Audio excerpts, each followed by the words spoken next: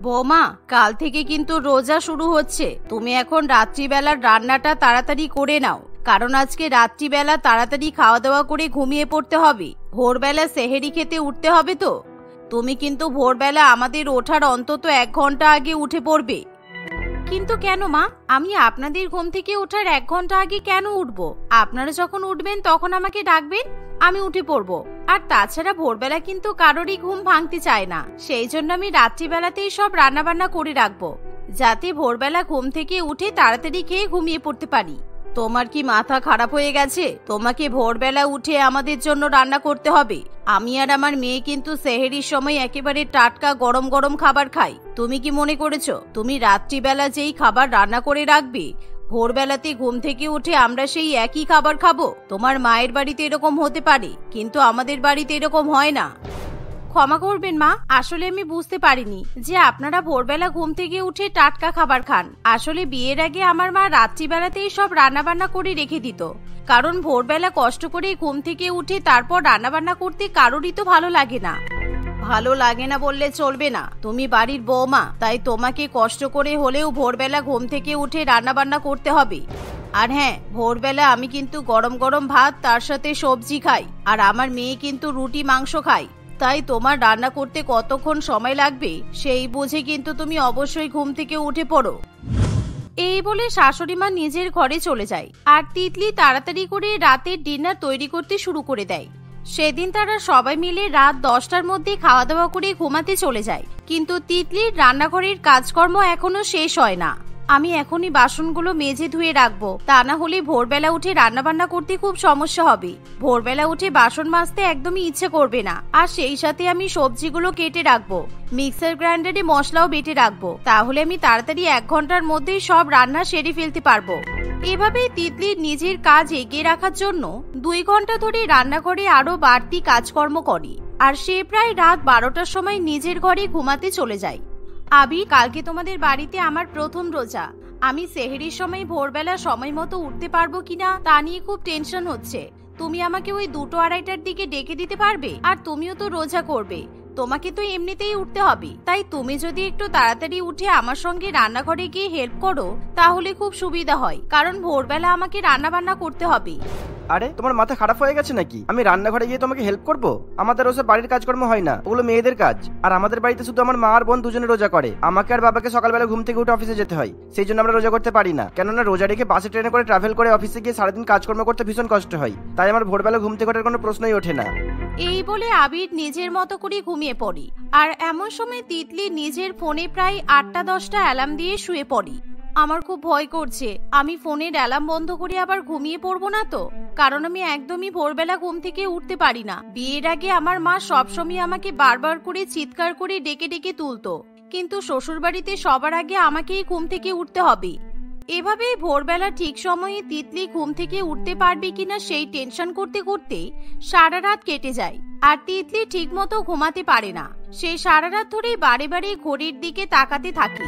এভাবেই রাত 2-2:30 বেজে গেলে সে সোজা রান্নাঘরে চলে যায়, আর চটপট করে রান্নাবান্না করতে শুরু করে দেয়। কিন্তু রান্নাবান্না করতে গিয়ে তিতলির ভীষণ পরিমাণে ঘুম পায়। উফ, একসাথে এত কিছু আমি কি করে রান্না করব? ভাত, সবজি আর মাংস তো হয়েই গেছে প্রায়, কিন্তু রুটি বানানো এখনো বাকি আছে। আমি বরং একবার আমার ননদকে ডেকে নিয়ে আসি। কোয়েল যদি আটা মেখে রুটিগুলো বেলে দেয় তাহলে আমি তাড়াতাড়ি রুটিগুলো সেকে নিতে পারবো, কারণ বেশি সময় নেই। সেহেরি শেষ হতে আর মাত্র 8 ঘন্টাই সময় আছে। এই বলে তিতলি তার ননদের ঘরে চলে যায়, আর সেই ঘরে তিতলির ননদ এবং শাশুড়ি মা দুজনেই একসঙ্গে শুয়ে থাকে। কোয়েল, তাড়াতাড়ি উঠে পড়ো, একটু রান্নাঘরে গিয়ে রুটি বানাতে আমাকে হেল্প করো না। আসলে হাতে আর বেশিক্ষণ সময় নেই, খুব দেরি হয়ে গেছে, তুমি একটু হেল্প করলে খুব ভালো হয়। কোয়েল, কোয়েল, শুনতে পাচ্ছ? এভাবেই তিতলি বারে বারে ডাকাডাকি করলেও কোয়েল কিছুতেই ঘুম থেকে উঠতে চায় না। সে বারে বারে পাশ ফিরে শুয়ে পড়ে, আর এমন সময় তিতলির শাশুড়ি মায়ের ঘুম ভেঙে যায়। কি হলো বৌমা, তুমি আবার আমার মেয়েকে বিরক্ত করছো কেন? আর তুমি কি বললে আমার মেয়ে রান্নাঘরে গিয়ে তোমাকে রুটি বানাতে সাহায্য করবে? তোমার মাথা খারাপ হয়ে গেছে? এমনি সময় আমার মেয়ে বাড়ির কোনো কাজকর্ম করে না, আর এখন ভোরবেলা উঠে আমার মেয়ে রুটি বানাবে? নিজের কাজ নিজে করো, আমার মেয়ে কোনো কাজ করতে পারবে না। যাও, তাড়াতাড়ি রুটিগুলো করে নাও আর তারপর আমাদেরকে খেতে দাও।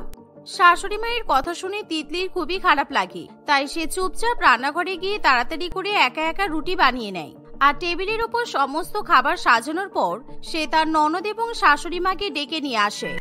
মা, আমার একদম খেতে ইচ্ছে করছে না। আমি বললাম যে আমি কিছু খাবো না, শুধু খেজুর খেলেই আমার হয়ে যাবে, কিন্তু তুমি বেকার বেকার আমাকে ডেকে তুলে নিয়ে এলে। আমার খুব ঘুম পাচ্ছে, তুমি তো জানো ভোরবেলা আমার কিছুতেই ঘুম ছাড়তে চায় না। এই, খেতে ইচ্ছা করছে না বললে চলবে না, কালকে প্রথম রোজা, তাই না খেয়ে থাকলে কিন্তু কষ্ট হবে। চুপ করে পেট ভরে খাবার খেয়ে নে, কারণ না খেয়ে থাকলে কিন্তু মাথা ঘুরবে। পেট ভরে খেয়ে নে, তা না হলে প্রেশার লো হয়ে যেতে পারে। আমি তোকে নিজের হাতে খাইয়ে দিচ্ছি, আয় পেট ভরে খেয়ে তারপরেই ঘুমাবি। এভাবে তিতলির শাশুড়ি মা জোর করে নিজের মেয়েকে খাবার খাইয়ে দেয় আর নিজেও পেট ভরে খাবার খেয়ে নেয়। মা, আমার খুব ঘুম পাচ্ছে, আমার ঘরে 1 বোতল জল নিয়ে চলে এসো, বেশি করে জল খেয়ে ঘুমিয়ে পড়বো। হ্যাঁ রে চল, আমারও ঘুম পেয়েছে। আর বৌমা, তুমি কিন্তু আবার এখনই গিয়ে ঘুমিয়ে পড়ো না। তুমি রান্না বান্না করলে, আমরা খাওয়া দাওয়া করলাম, সেই বাসনগুলো ভালো করে মেজে ধুয়ে রেখে দাও। আর সকালে যেরকম প্রত্যেক দিন তুমি ঘুম থেকে ওঠো, সেরকমই কিন্তু তাড়াতাড়ি ঘুম থেকে উঠে পড়বে, কারণ তোমার বর আর শ্বশুর মশাই অফিসে যাবে, ওদের ব্রেকফাস্ট তৈরি করে দিতে হবে, লাঞ্চ বক্সও প্যাক করতে হবে। এই বলে শাশুড়ি মা নিজের ঘরে চলে যায়।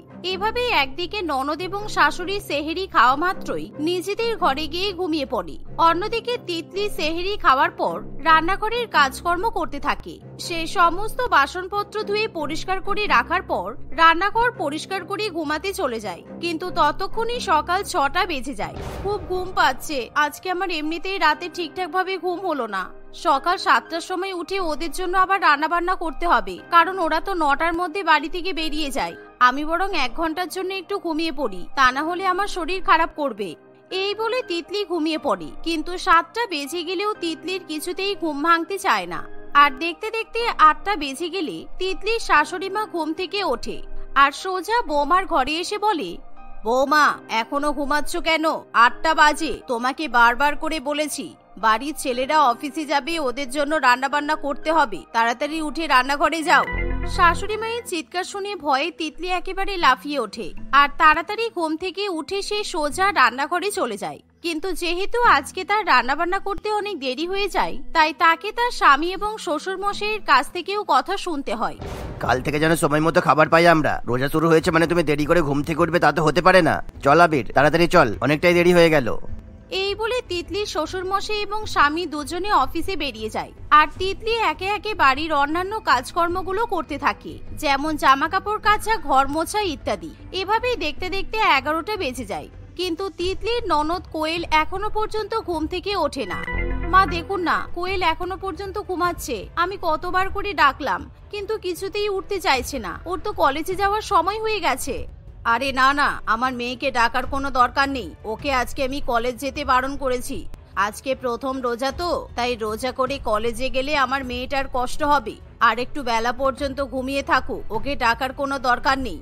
এমনিতেই আমার মেয়েটা খুব দুর্বল, তাই ওকে রোজা রেখে আমি সারাদিন শুয়ে থাকতে বলেছি।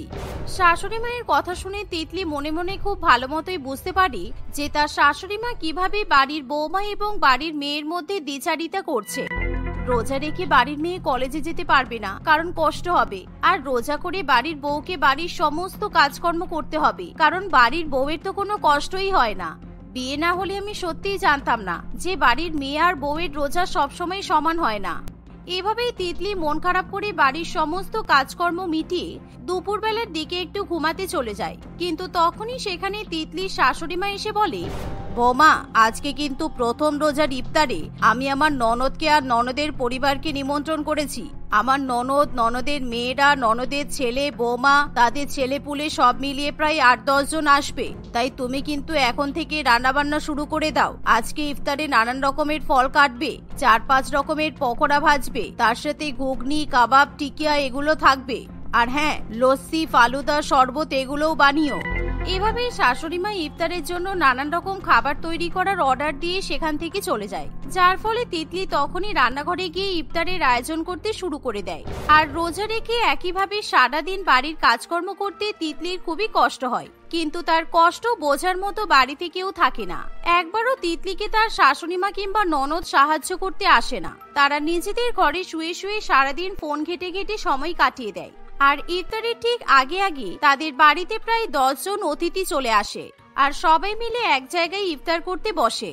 বৌমা, তুমি আগে খেজুর খেয়ে রোজাটা খুলে নাও, তারপর কার কি খাবার লাগবে তুমি পরিবেশন করো। অতিথিদের সবার খাওয়া হয়ে যাবে, তারপর তুমি আবার অন্য খাবার খেও, কেমন?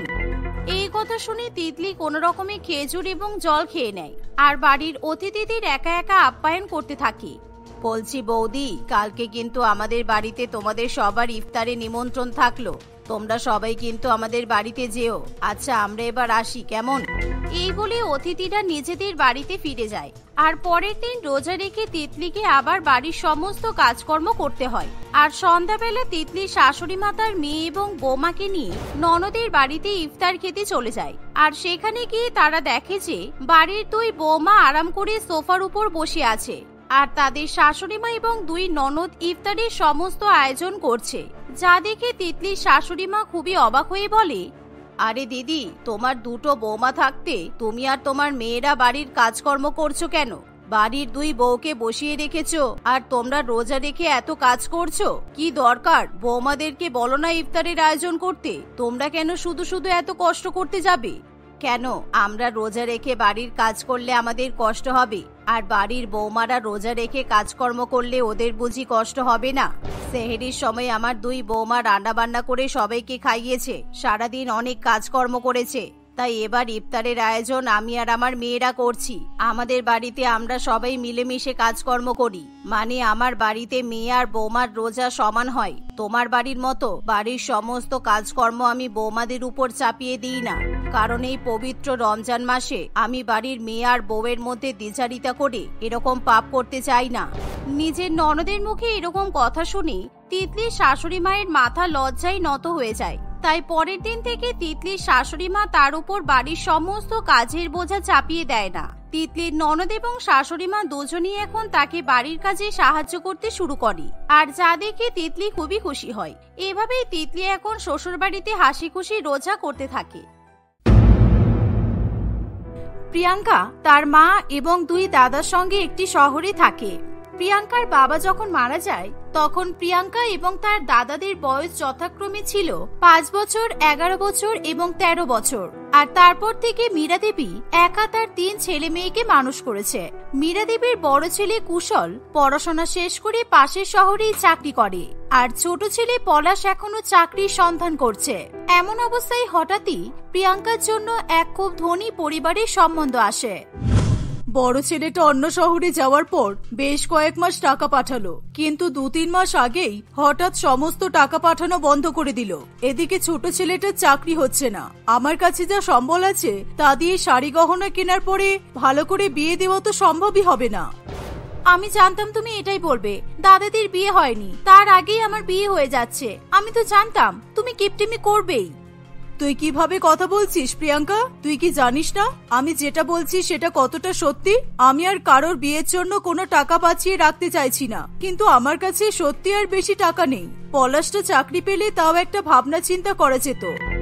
তার মানে তোমার ছেলেদের জন্য তোমার মেয়ের জীবন নষ্ট হয়ে যাবে, আর এটা তুমি বসে বসে দেখবে, তাই তো? বেশ, আমি আর কিছু বলতে চাই না। আমার যখন এত বড়লোক বাড়িতে বিয়ে হচ্ছে তখন কিন্তু আমি গরিবদের মতো বিয়ে করব না। আমার বিয়েও ধুমধাম করে দিতে হবে। আমাকে দামি লেহেঙ্গা কিনে দিতে হবে, সুন্দর দামি সোনার গহনা, আর বিয়েতে যা যা দরকারি সবকিছু কিনে দিতে হবে। প্রিয়াঙ্কা এভাবে তার মায়ের কাছে তার ইচ্ছার কথা জানাতে থাকে। মীরা দেবী অবাক হয়ে তার মেয়ের দিকে তাকিয়ে সমস্ত কথা শুনতে থাকে। সে ভাবে যে এতক্ষণ ধরে তার অভাবে থাকার কথাগুলো তার মেয়ের কান পর্যন্ত গেলেও মাথা বা মন পর্যন্ত পৌঁছায়নি। তারা মা মেয়ে কথা বলছে এমন সময় তাদের বাড়ির দরজায় কড়া নাড়ার শব্দে তারা দুজনেই উঠে দরজার সামনে যায়। সেখানে গিয়ে দরজা খুলেই তারা যেটা দেখতে পায় সেটার জন্য তারা কোনোদিনও প্রস্তুতি ছিল না। মীরা দেবী দেখে তার ছোট ছেলে পলাশ বিয়ে করে বাড়িতে বউ নিয়ে এসেছে। তুই এটা কি করলি পলাশ? তুই জানিস তো এখন তোর বোনের বিয়ে দিতে হবে। তুই চাকরি পেলি না এখনো, আর এসব না ভেবেই তুই আমাদের সংসারে আরেকজনকে নিয়ে চলে এলি। তুই খাওয়াবি কি তোর বউকে? পুরো দোষটাই আমার। আমি ওকে বাধ্য করেছি। ওর সাথে আজকে আমার বিয়ে না হলে আমার বাবা অন্য কারোর সঙ্গে আমার বিয়ে দিয়ে দিত। তাই তোমার বাবার পছন্দের ছেলেকে বিয়ে করবে না বলে তুমি আমাদের সংসারটা নষ্ট করার আগে একবারও ভাবলে না? আমার বিয়েতে এমনিতেই কত খরচা, তার উপরে আরেকজনের খাওয়া খরচা জোগাড় করা তো অনেক বড় ব্যাপার। মীরা দেবী তার মেয়ের দিকে হা করে তাকিয়ে থাকে। যে মেয়ে একটু আগে স্বার্থপরের মতো শুধু নিজের বিয়ে নিয়ে ভাবছিল, এখন হঠাৎই সেই মেয়ে অন্যকে স্বার্থপর বলছে দেখে মীরা দেবীর বেশ অবাক লাগে। তোমরা এত চিন্তা করো না, আমি খুব শীঘ্রই একটা চাকরি জোগাড় করে নেব। আমি কথা দিচ্ছি, তোমাদের কোনো অসুবিধা হবে না। জোগাড় তো তোকে করতেই হবে, তা না হলে আমার বড়লোক শ্বশুর বাড়িতে কি করে বলবো আমার ছোট দাদা আমাকে কি দিয়েছে। তোমার বিয়ের লেহেঙ্গাটা আমি এনে দেব, আর বাকি যা যা খরচ হবে সবকিছুতেই আমরা একটু একটু করে ভাগ দেওয়ার চেষ্টা করব। তোমার বিয়ে খুব ধুমধাম করেই হবে, তুমি একদম চিন্তা করো না। নিজের স্বামীর এখনো কাজ জোগাড় হয়নি, নিজের ঘর বাড়ি ছেড়ে এভাবে পালিয়ে আমাদের বাড়িতে এসে উঠেছে, আর তারপরেও এত বড় বড় কথা। মা, তুমি একটু পরেই বড়দাকে ফোন করবে, ওকে আমাদের পরিবারের অবস্থা তো জানাতে হবে। এই বলে প্রিয়াঙ্কা সেখান থেকে চলে যায়। পলাশ এবং মাধুরীও নিজেদের ঘরে চলে যায়। এভাবে দেখতে দেখতে দু একদিন কাটে। এদিকে পলাশ হন্যে হয়ে কাজের জোগাড় করতে থাকে, অন্যদিকে তার স্ত্রী তার শ্বশুরবাড়ির সবার মন জয় করার জন্য সকাল থেকে রাত পর্যন্ত মাথার ঘাম পায়ে ফেলে কাজ করতে থাকে। মীরা দেবী কখনো তার ছোট বৌমার প্রতি অসন্তুষ্ট না হলেও প্রিয়াঙ্কা তার বৌদির সঙ্গে যথেষ্ট খারাপ ব্যবহার করে। সে তার বৌদিকে বারবার বুঝিয়ে দেয় যে এই বাড়িতে সে এসেছে বলেই তার বিয়েতে সমস্যা হলেও হতে পারে। সারাদিন শুধু ঘর মুছে আর বাসন মেজে আমাদের মন ভোলাতে পারবে না, ঠিক আছে? তুমি বলেছিলে আমার বিয়েতে তুমি লেহেঙ্গাটা দেবে, সেটা মনে থাকে যেন। হ্যাঁ, আমার মনে থাকবে। তুমি কেমন লেহেঙ্গা চাও আমাকে বলো, তোমার বিয়ের আগে যেভাবেই হোক সেরকমই লেহেঙ্গার ব্যবস্থা আমি ঠিক করে দেব। আমাদের শহরের সবচেয়ে বড় লেহেঙ্গার দোকান যেটা আছে না, ওই মাধুরী ফ্যাশন, ওখান থেকে আমার লেহেঙ্গাটা চাই। তোমার নামও তো ওই দোকানের সঙ্গেই মেলে, দেখো নাম বললে ডিসকাউন্ট পাও কিনা। আমি চেষ্টা করব ওখান থেকে একটা লেহেঙ্গা তোমাকে এনে দেওয়ার, তুমি একদম চিন্তা করো না। ডিসকাউন্ট দিক আর নাই দিক, আমি তোমাকে ওখান থেকেই লেহেঙ্গা এনে দেব। লোক ছেঁড়া কাঁথায় শুয়ে লাখ টাকার স্বপ্ন দেখে, এমনটা আমি আগে শুনেছিলাম, কিন্তু নিজের চোখে এরকম কাউকে করতে কখনো দেখিনি। তবে আজকে আমি দেখে নিলাম। আমার লেহেঙ্গার কথা পরে ভাববে, আগে নিজের একটা নতুন শাড়ি কেনার কথা চিন্তা করো। এই বলে প্রিয়াঙ্কা সেখান থেকে চলে যায়। যে কোনো সাধারণ মানুষের প্রিয়াঙ্কার এই তীক্ষ্ণ কথায় কষ্ট হওয়ারই কথা, কিন্তু মাধুরী সমস্তটা মুখ বুঝে সহ্য করে। এরই মধ্যে মীরা দেবী তার বড় ছেলে কুশলকে ফোন করে প্রিয়াঙ্কার বিয়ের সমস্ত খরচের কথা জানায় এবং এটাও জানায় যে তার ছোট ছেলে পলাশ তাদের কাউকে না জানিয়ে বিয়ে করে চলে এসেছে। সমস্ত কথা শুনে কুশল বড্ড অবাক হয়। সে তার মায়ের সঙ্গে কথা বলে ফোনটা রেখে ঘর থেকে বেরোবে, এমন সময় তার স্ত্রী নন্দিনী তাকে আটকায়। ব্যাংকে যাচ্ছ তাই না? এই কারণেই আমি এতদিন তোমার মায়ের ফোন আমি তোমাকে ধরতে দিইনি। ফোন আসলেই হয় কেটে দিয়েছি, আর না হলে সাইলেন্ট করে দিয়েছি। আমি তো জানি ওরা ফোন করেছে মানে টাকাই চাইবে। ওরা আমার নিজের বাড়ির লোক, আমার মা, আমার ভাই আর আমার বোন, ওদের জন্যই আমি রোজগার করা শুরু করেছি। আর এই রোজগারের টাকা আমি ওদের দিয়ে সাহায্য করবো না? তোমার ভাইও তো চাকরি করে সংসার দেখতে পারে, সব দায়িত্ব তোমার উপরেই কেন থাকবে? বড় ছেলে বলে কি তোমার নিজের আলাদা করে জীবন থাকতে পারে না? ভাই বিয়ে করেছে, এখনো চাকরি জোগাড় করতে পারিনি তো। আর প্রিয়াঙ্কার বিয়ের জন্য তো আমাদের খরচা করতে হবে নাকি? আমি ওদের বড় দাদা তো। বাহ বাহ, তাহলে তো ভালোই। সব টাকা ভাই বোনের পেছনেই উড়িয়ে দাও। তোমার ছোট ভাই তোমার বোনকে বিয়েতে কি দেবে জেনেছো? আদৌ কিছু দেওয়ার মতো মুরদ আছে? ভাইয়ের বউ লেহেঙ্গা দেবে বলেছে, লেহেঙ্গার দামও তো কম হয় না। ওরা ওদের সামর্থ্য মতো যেটা পারবে সেটাই তো বলেছে। তোমার ভাইয়ের বউ তো ভীষণ চালাক, সুযোগ বুঝে আগে সব থেকে সস্তার জিনিসটা নিজে দেবে বলেছে। আর তুমি ব্যাংকে যাচ্ছিলে গহনা কেনার টাকা তুলতে, তুমিও বাড়িতে জানিয়ে দাও তুমি লেহেঙ্গা দেবে, আর কিছু দিতে হবে না তোমাকে। কুশল ফোনটা রেখে দেওয়ার পরে সে একবারও তাকিয়ে দেখেনি যে ফোনটা আদতেই সে কেটেছে কিনা। তাই তার অজান্তেই তার এই শহরে এসে লুকিয়ে বিয়ে করার কথা এবং তার স্ত্রীর এই ব্যবহার ফোনের ওপার থেকে সবাই জানতে পেরে যায়। প্রিয়াঙ্কা প্রচন্ড মর্মাহত হয়। সে আর কোনো কথা না বলে নিজের ঘরে চলে যায়। এভাবে আরো বেশ কয়েকদিন কাটে। প্রিয়াঙ্কার বিয়ের দিন এগিয়ে আসে। মীরা দেবী নিজের জমানো টাকা দিয়ে বিয়ের বন্দোবস্ত কিছুটা করে উঠতে পারলেও মাধুরী এখনো তার কথা মতো প্রিয়াঙ্কাকে লেহেঙ্গা কিনে দিতে পারে না। ওখানে আমি কিভাবে যাব বলো তো? তোমার বোন ওখান থেকেই লেহেঙ্গা নেবে বলেছে। আমি ওখানে গেলে শুধু শুধু একটা বাজে ঝামেলা হবে। তোমার কাছে এত দাম দিয়ে লেহেঙ্গা কেনার মতো টাকা আছে? যদি থাকে তাহলে আমি অন্য কাউকে দিয়ে দোকানে পাঠিয়ে লেহেঙ্গা কিনে আনতে পারি। টাকা তো আছে, কিন্তু আমি চাই তুমি আগে চাকরিটা পাও, তবে আমি লেহেঙ্গাটা কিনবো। তা না হলে লোকে সন্দেহ করবে। আর অন্য কাউকে দোকানে পাঠিয়ে আমি নিজের একমাত্র ননদের বিয়ের লেহেঙ্গা কিনবো? আমি নিজে পছন্দ করে কিনতে পারবো না, এটা হয়? বোনের বিয়ের আগে যদি আমি চাকরি না পাই তাহলে তুমি কি ওর জন্য লেহেঙ্গা কিনবে না? তুমি কিন্তু নিজে বড় মুখ করে কথা দিয়েছিলে যে ওর বিয়ের লেহেঙ্গাটা তুমি দেবে। তুমি ভাবো তুমি কি করবে। আমার যা ভাবার ভাবা হয়ে গেছে, আমি জানি আমাকে কি করতে হবে। তুমি শুধু একটা চাকরি জোগাড় করো প্লিজ, যে কোনো একটা চাকরি। এখনো প্রিয়াঙ্কার বিয়ের জন্য হাতে তো 1 মাস টাইম আছে। এভাবেই তারা স্বামী স্ত্রী দুজনে নানান রকম কথা বলতে থাকে। দেখতে দেখতে আরো 2 সপ্তাহ মতো কেটে যায়। হঠাৎই মীরা দেবীর বাড়িতে তার বড় ছেলে কুশল এবং তার বউ নন্দিনী এসে উপস্থিত হয়। সেই দিন সেখানে নন্দিনী বা পলাশ কেউই ছিল না। নন্দিনীকে দেখে তার মা বোন তেমন একটা চমকে যায়নি। এই ঘটনাতে কুশল ভীষণ পরিমাণে অবাক হয়। পরে তার মা বোনের সঙ্গে কথা বলে সে জানতে পারে সেদিন ফোনের উপরে হওয়া সমস্ত কথাই তারা শুনতে পেয়েছিল। জেনেই যখন গেছেন তাহলে তো আর অসুবিধার কিছু নেই। তাহলে তো এটা ধরেই নেওয়া যায় যে আমরা এখানে এসে খুব একটা ভুল করিনি। আর নন্দিনী প্রিয়াঙ্কার জন্য একটা খুব সুন্দর লেহেঙ্গা কিনে এনেছে। বড় বৌদি বলে কথা, সব থেকে দরকারি জিনিসটা তো ওরই দেওয়া উচিত, তাই না? কই নন্দিনী লেহেঙ্গাটা বের করো তো। কিছু বের করতে হবে না, এই লেহেঙ্গাটা আমি পরতে পারবো না। ছোট বৌদি আমাদের বাড়িতে আসার সঙ্গে সঙ্গে আমাকে কথা দিয়েছে ও আমার জন্য লেহেঙ্গা কিনে আনবে, আমি ওটাই পরবো। ও কি কাজ করে? ও তো দূর, ওর স্বামীও তো কোনো কাজ করে না। ও তোমাকে কি করে তোমার বিয়ের লেহেঙ্গা এনে দেবে শুনি? একটা বিয়ের লেহেঙ্গার কত দাম তার কোনো ধারণা আছে ওর? আমার বড়দা ব্যাংকে কয়েক লাখ টাকা জমিয়ে আমাকে 10,000 টাকা দিয়ে একটা লেহেঙ্গা কিনে দিচ্ছে, আর আমার ছোটদা আর বৌদি কিছু রোজগার না করে তাদের সমস্ত সম্বল দিয়ে আমাকে একটা লেহেঙ্গা কিনে দিচ্ছে। এবার তোমরাই বিচার করো কোনটা বেশি দামি। বাবা, যার প্রশংসায় এমন পঞ্চমুখ হচ্ছ সেই মহামানবী কোথায় শুনি? সে তোমাদেরকে বাড়িতে একা রেখে ঘুরতে বেরিয়ে গেছে। তাদের কথা শেষ হওয়ার আগেই মাধুরী সেখানে চলে আসে। তার মুখে চোখে আনন্দ এবং হাসি দেখে মীরা দেবী এবং তার মেয়ে দুজনেই বুঝতে পারে কিছু একটা ভালো খবর আছে।